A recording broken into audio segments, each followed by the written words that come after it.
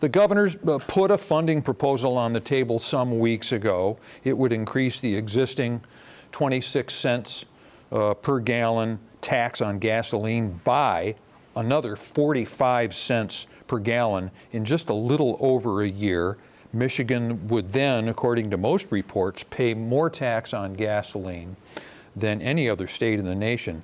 And it took maybe a day or two to be labeled DOA, dead on arrival, by Republican leaders in the legislature. Polly, a penny for your thoughts on the governor's plan and the legislature's response, if you'd care to. Well, I think the governor's plan is actually a very good plan. I mean, this problem, as you guys know, has been decades in the making, and it's not going to get fixed overnight, but we can't go with any more half measures. I mean, the gas tax that was increased in 1997, I was at MDOT then. I was on maternity leave, so I missed that fight.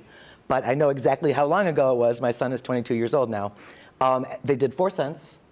They knew it wasn't enough at the time, but it was what they thought they could get done. And you know, so many years later, after so much discussion, in 2015 we get another revenue package. They knew it wasn't enough, but it was what they could get done. And I'm grateful for that, but the time for half measures is over because we can't keep doing the same thing and expect a different result. The roads are just going to continue to deteriorate without the proper funding. Bill Conklin, what do you make of the governor's plan and the legislature's response?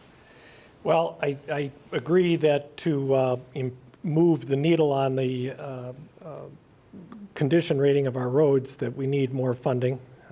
It really is going to depend on what people are able to afford, what they're willing to pay, and what condition of roads they're willing to tolerate as a result. I would agree that the 2015 plan, which is implemented partially so far, is more of a status quo. I think the governor's plan would help us start to put a dent and start to improve the goods and start reducing the poors, but it wouldn't eliminate them entirely, unless the governor's plan were to be distributed through the Act 51 formula, in which case it would do a lot more good for the local road system. But I understand the governor's plan is on the order of 70-ish% earmarked towards higher level roads than county primary roads, such as the state road system and some of the most heavily traveled urban roads.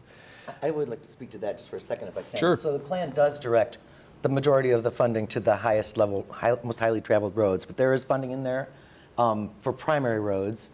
In Michigan, we count roads in 2 different ways, because Act 51, which is the funding legislation that distributes funding to all the road agencies, was enacted before the Federal Highway Trust Fund. So primary roads and local streets, that's what they consider at the county level, but at the federal level, they talk about national functional classification. And so you have interstates, freeways, major arterials, minor arterials, most of which are probably county primary roads as well. And so the governor's formula would direct the money towards those roads. Those roads handle 90% of the traffic in the state.